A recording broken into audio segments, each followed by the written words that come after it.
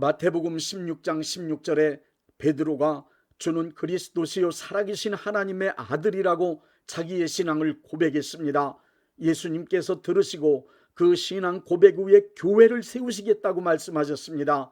예수님께서 세우시겠다고 하신 교회란 건축물인 예배당이 아니고 사람들 즉 크리스찬들의 모임입니다.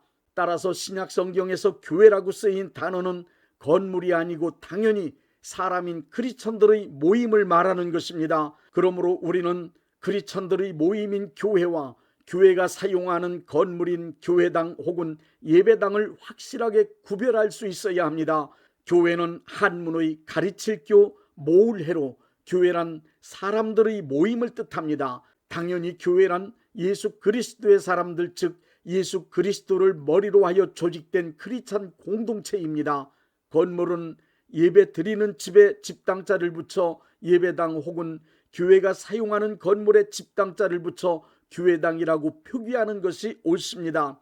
요한복음 2장 13절부터 22절에 성전의 목적인 하나님께 제사드리고 기도하는 영적인 일보다는 금전적 이득을 얻으려고 하나님의 성전을 더럽히는 부패한 종교 지도자들의 타락상을 보신 예수님은 이 성전을 헐라 내가 사흘 안에 다시 일으키겠다라는 말씀과 함께 예수님의 몸이 성전이라고 선언하셨습니다. 예수님께서 자신을 성전이라고 선언하신 것은 건물이 성전이 아니고 사람의 몸이 성전되는 성전 개념의 대전환을 이룩하신 것입니다. 예수님께서 인간이 지은 건축물을 성전으로 신앙하는 신전시대를 마감하시고 인간의 몸이 성전이 되는 시대를 직접 시작하셨습니다.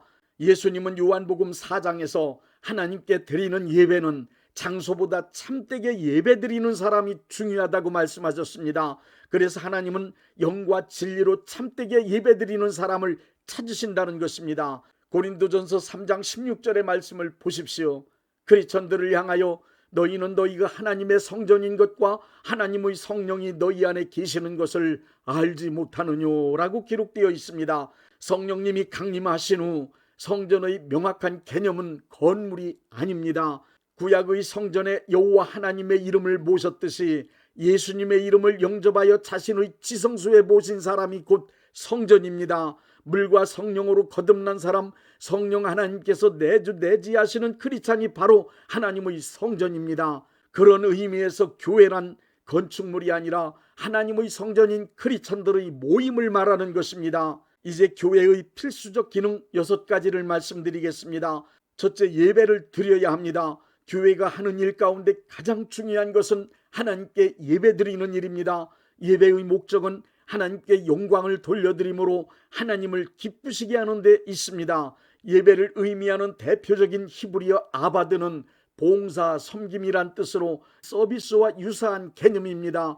또 히브리어로 샤하가 있는데 그 뜻은 엎드리다, 굴복하다라는 뜻으로 숭배, 순종, 섬김의 뜻을 지니고 있습니다. 그리고 예배를 뜻하는 헬라어 프로스케네오는 종이 주인에게 문안할 때 존경의 표시로 머리를 조아리며 발에 입 맞추는 것을 가리킵니다.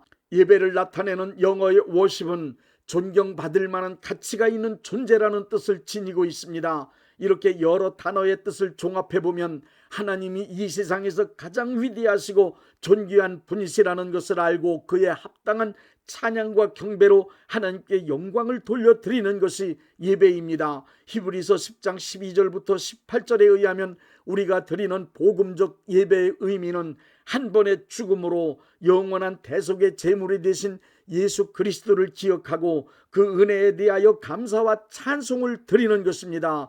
크리스찬은 예배에 임재하신 성령 하나님을 만남으로써 크리스찬답게 이 세상을 살아갈 힘을 얻게 됩니다. 그러므로 크리스찬은 이 세상을 살아가는 동안 그 무엇보다도 예배를 가장 중요하게 생각하고 교우들과 연합하여 예배드리는 일에 최선을 다하여야 합니다.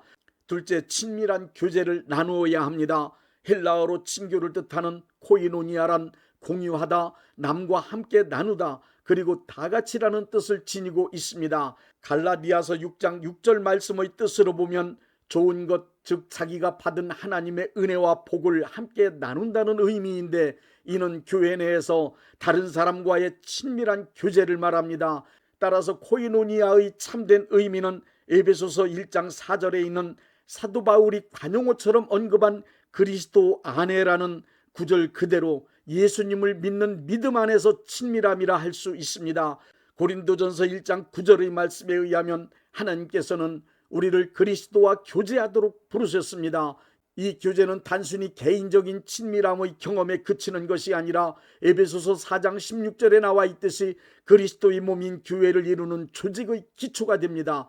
결국 교제는 예수님과 하나됨을 경험한 교인들 상호간에 친밀하게 되므로 예수님의 몸된 교회가 건강한 조직체로 만들어지는 과정이며 방법입니다. 이 친밀함이란 피를 나눈 형제 자매 이상의 가까운 관계를 가능하게 합니다. 에베소서 4장 2절부터 3절의 말씀입니다.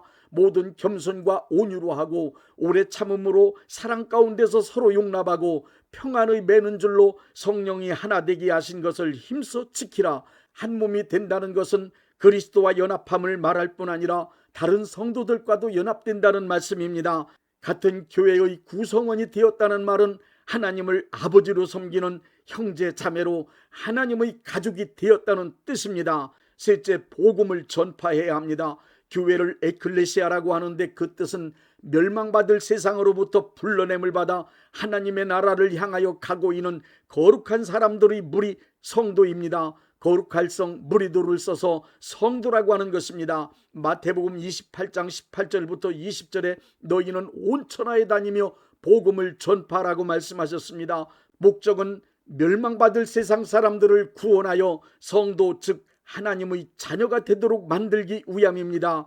이 세상 모든 인류는 그리스도이신 예수님이 절대적으로 필요합니다. 그러나 교회로 말미암지 않고는 구원의 복음이 전파되는 일이 없고 선교사가 파송되는 일도 없습니다. 하나님의 구원 사역은 오직 교회를 통해서만 이루어집니다.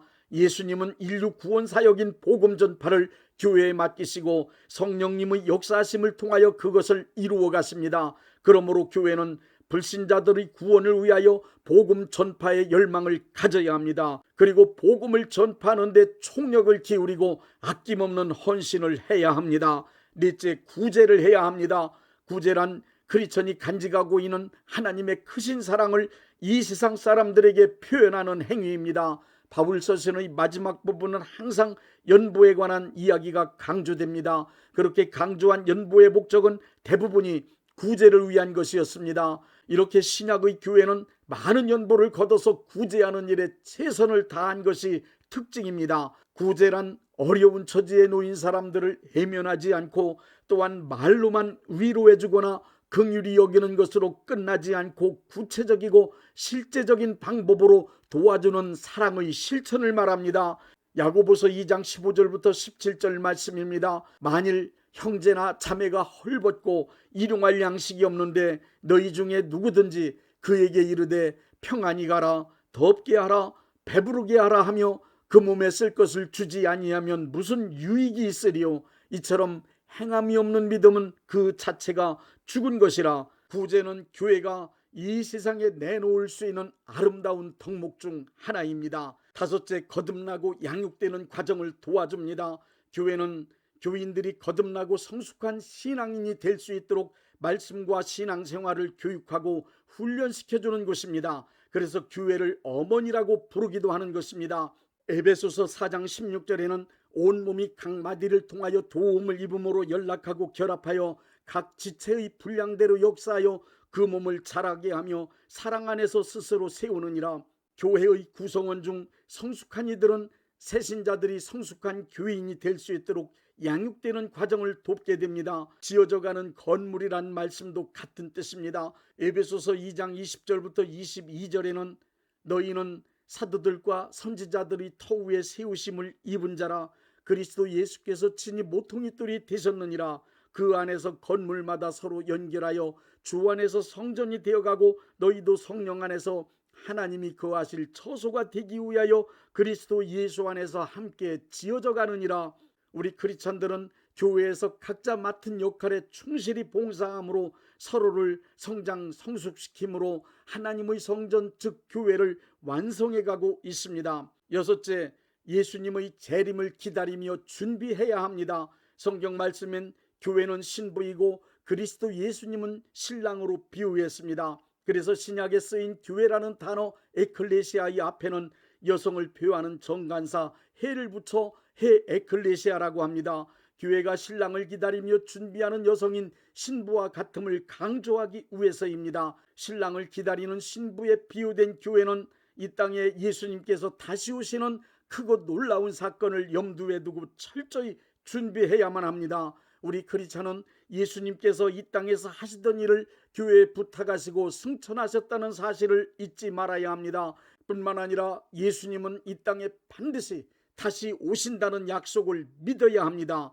유대 결혼식 풍습에서 보여주듯 아무도 예상하지 못할 때 신랑이 신부에게 오듯 도둑이 아무도 예측할 수 없는 때에 오듯이 어느 순간 갑자기 예수님이 다시 오실 것입니다. 그러므로 교회는 항상 깨어 있으므로 준비를 해야만 합니다.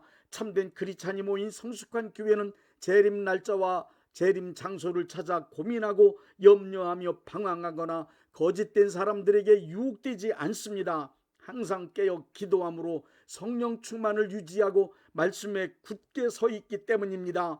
예수님의 재림으로 외치며 성경 구절을 기가 막히게 나열하고 사건이나 징조를 꿰맞추고 억지 해석으로 재림하실 날짜와 장소를 말하거나 혹은 자칭 선지자라며 신령한 척 외쳐대는 자들의 소리는 100%다 돈주머니를 털어가려는 도둑심보에서 나온 거짓말이니 절대 속지 마십시오.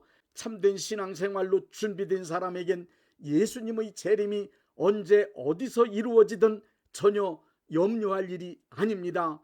다만 우리는 크리스찬으로서 어떻게 하면 예수님 닮은 하나님의 자녀로 잘 살아갈 수 있을 것인가 하는 것만 깊이 생각하며 살아갑시다. 혼란스럽고 고통스러운 세상을 살고 있지만 내가 크리스찬이라는 사실과 내가 곧 예수님의 몸인 교회의 지체라는 것은 한시라도 잊지 맙시다. 그리고 지금도 변함없이 예수님의 관심은 온통 교회에 있으시다는 것을 기억하십시오.